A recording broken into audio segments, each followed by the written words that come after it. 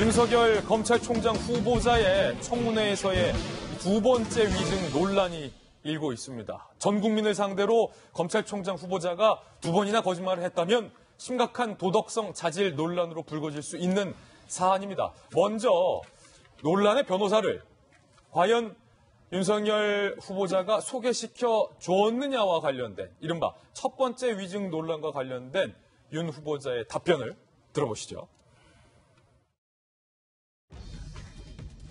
대검 중수부 후배인 우리 이남석 변호사에게 윤우진 용산 전 세무서장에게 연락을 하라고 그렇게 전한 적이 있죠.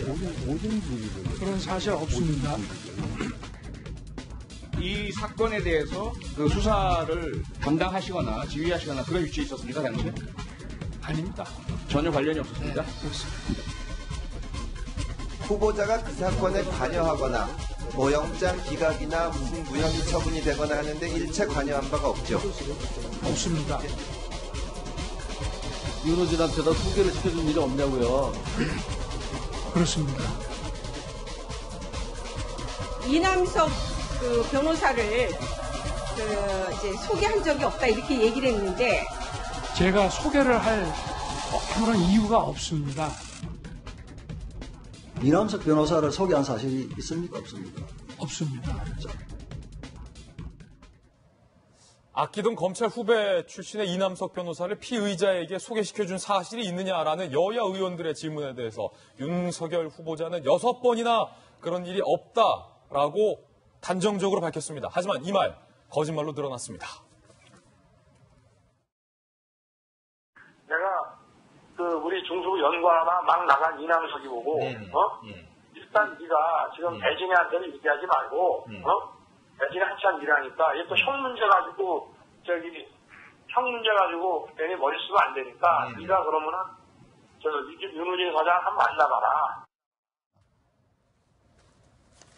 본인이 본인 입으로 내가 소개시켜줬다라고 얘기한 녹취 파일이 공개되면서 6번이나 부인을 했던 윤 후보자의 말은 모두 거짓말인 것으로 드러났습니다. 조금 전 동영상 보셨는데 이미지 전문가께 먼저 좀 여쭙겠습니다. 허은하 소장님. 네. 한두 번도 아니고 물론 청문회에서 한두 번도 안 되죠. 위증이니까. 6번이나 지금 소개한 적 없다, 소개한 적 없다, 사실이 아니다, 그런 적 없다. 그럴 리가 있겠느냐. 네. 우리가 저 뉴스가 불편한 이유와 앞으로 이 윤 후보가 이미지 타격을 받을 수밖에 없는 이유를 제가 이미지 전문가로서 좀 설명을 해드려야 될 것 같아요. 우선은 궁금한 것이 있습니다. 대부분 청문회를 보면은 청문회쟁의 후보들은 대부분 공손한 표정을 짓거나 공손하게 대하는 경우가 많아요. 근데 윤 후보는 상당히 좀 공손하지 않았고 어떨 때는 약간 무례해 보였죠. 방금 영상, 네. 6번의 어떤 이른바 거짓말 논란이 됐던 그 영상을 보니. 그렇죠. 그런데 어느 누구도 그 윤 후보의 무례함에 대해서는 얘기하지 않았어요. 왜냐하면 그동안 쌓아놓은 그의 이미지가 전사의 이미지였기 때문입니다. 정의롭고 정직하게 우리를 위해서 싸워줄 강자의 이미지였고 강자와 싸워줄 이미지였기 때문에 그가 무례하게 보여도 그래 저래야지 가서 싸워줄 수 있을 거야 라는 생각을 하겠죠. 그러니까 이미지적인 이론으로 잠깐 설명을 해드리면요. 그동안 윤 후보는 스토리텔링을 통해서 그 자체의 이미지가 각인이 되었습니다. 조금 전에 말했던 것처럼 나는 강자 앞에서 무너지지 않는다. 정치적 중립을 지킬 것이다. 그러면서 저희의 마음에 많이 흔들어 놨어요. 너무 감동스러웠습니다. 그러면서 정의로운 이미지를 각인시켰고요. 그러면서 명성을 얻었고 어느 순간 주변에서는 영웅화를 만들었습니다.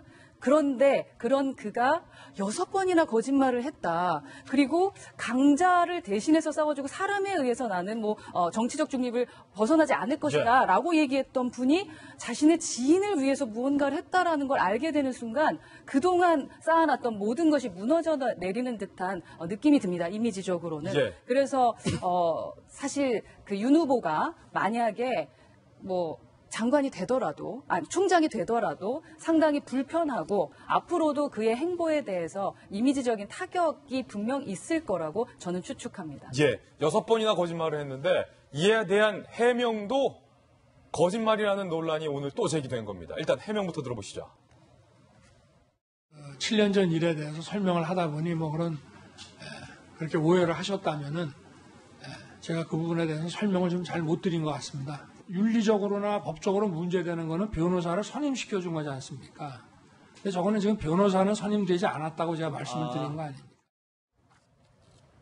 처음에는 소개를 하지 않았다라고 주장을 하다가 소개는 했지만 변호사로 선임이 되지 않았으니 괜찮다라고 입장을 바꾼 겁니다. 그런데 이 해명 사실이 아니다라는 주장이 제기되고 있습니다.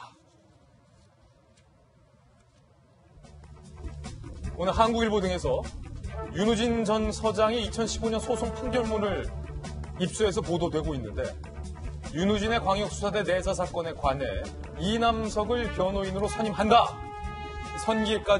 변호사 선임계까지 제출됐던 판결문이 오늘 다 아침에 고스란히 다 드러나면서 변호사로 선임 안 됐다라는 후보자의 말도 결국은 거짓말, 더 나아가 청문회에서 위증을 했다라는 논란으로 불거지고 있습니다. 야당에서는 강하게 비판하고 있습니다. 국민을 우롱했다는 겁니다. 야당 비판 들어보시죠. 온종일 국민들이 우롱당한 거짓말 잔치였습니다.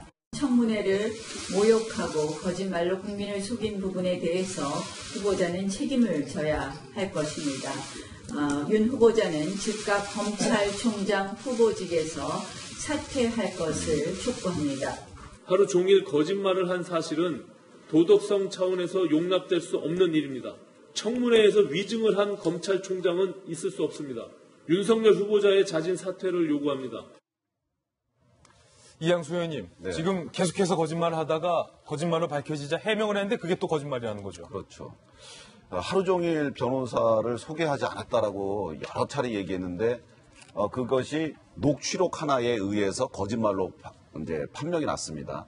그것만으로도 사실은 검찰총장은 후보자에서 사퇴를 하는 것이 맞습니다.